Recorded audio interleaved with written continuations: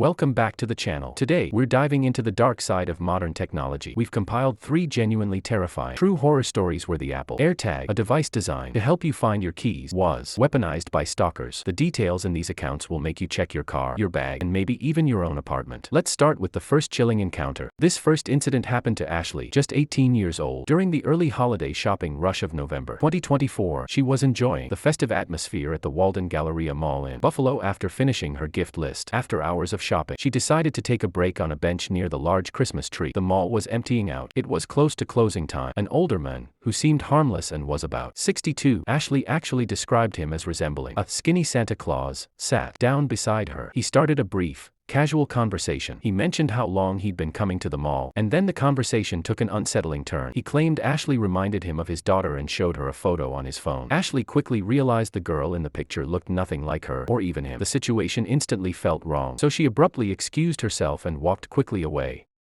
consciously choosing not to look back. Ashley only lived 10 minutes away. As she was pulling into her cul-de-sac, the most dreaded notification popped up on her iPhone. AirTag found moving with you. Panic set in.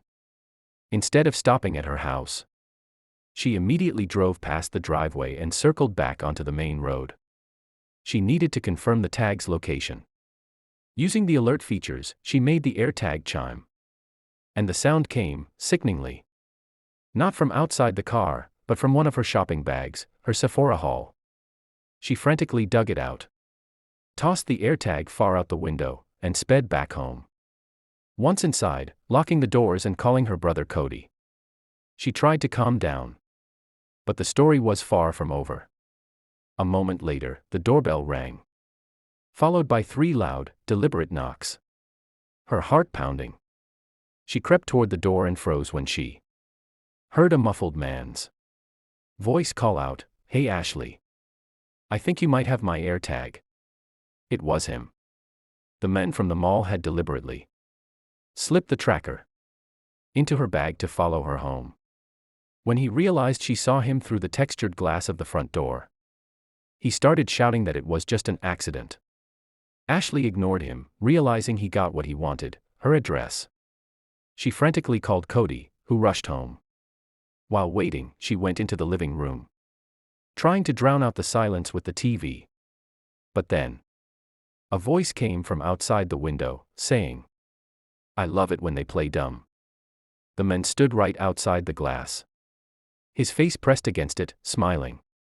Ashley immediately called 911. The man vanished just as Cody and the police arrived. The police found no concrete evidence, like footprints. Ashley was told to contact Apple, but the legal red tape was overwhelming. The incident slowly faded, but the chilling memory of that man and the worry about the girl in the picture on his phone remains with her to this day. Next is the story of Claire, who had just relocated to a new, mid-sized city for a work promotion. Her nightmare began on a Tuesday evening during her short 15-minute commute home. Just like Ashley, her phone lit up with the dreaded message, "AirTag found moving with you."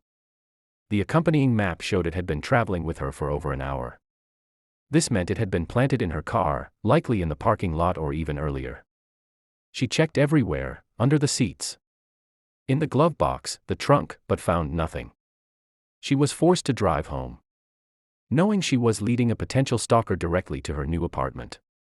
The next day, the notification returned, making her focused on finding the device. After searching her car for almost an hour that evening, her fingers finally brushed against something solid deep in the crack where the back seat meets the cushion. It was the AirTag. She rushed inside, took out the battery to kill its signal, and was left shaken by the fact that someone had tracked her for days, potentially weeks. A few evenings later, after a bad day at work, Claire returned to her apartment. As she reached for her lock, she froze. Her apartment door was already wide open. She lived alone and was meticulous about security. She did not enter the apartment. Instead, she went straight back to her car and called the police. The officers conducted a thorough search, but found no signs of forced entry, no broken locks, and no fingerprints. It was as if no one had been there at all. Claire showed them the AirTag alerts, But the lack of a crime scene made their investigation difficult. Claire eventually moved out. But the worst part of the ordeal remains: the door wasn't kicked in or damaged. It was simply unlocked with a key that only she should have possessed. To this day, the identity of the person who not only stalked her but also had a copy of her apartment key is a terrifying mystery. Our final story is the most complex and, frankly, the most disturbing. The anonymous narrator tells of a months-long nightmare engineered by his ex-girlfriend, Devon. Shortly after their nasty breakup, the incident began at a party hosted by his wealthy friend, Zenon.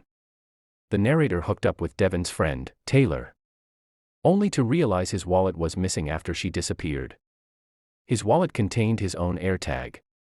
He began tracking the AirTag, which appeared at a local gym. As he approached the building, the AirTag immediately went offline. The same thing happened the next day at a park, and weeks later at a bar. He realized someone was deliberately turning the AirTag on and off, likely by removing and replacing the battery, to lure him to specific public places while watching him. The emotional toll was immense, leading him to confront random people at the bar line. He ignored the tag, but the situation escalated with a home invasion. Glass shattered, and his apartment was ransacked. He cataloged his missing items: his monitor, electronics, and critically, his laptop. He tried to dismiss the break-in as unrelated to the stalking. But the full horror was yet to come. Just a week later, police showed up at his door with an arrest and search warrant for him on suspicion of stalking Devon. The police found a fake journal, supposedly his, filled with psychotic notes detailing Devon's schedule and threats. Devon had fabricated a complete, devastating case. The AirTag lures. She had pictures of him at all the locations where the AirTag had lured him. The fake journal, this was planted in his house. The harassment texts. She used his stolen laptop, for which she knew the password from their relationship, to send herself harassing texts from his accounts. Then intended to blame the break-in on a random robber so the laptop couldn't be used as evidence against her. The narrator was advised to plead guilty to crimes he never committed. His saving grace was a miraculous development. The men Devon was using to track him, the one who removed the battery and took the photos, developed a conscience and confessed the entire plot to the police.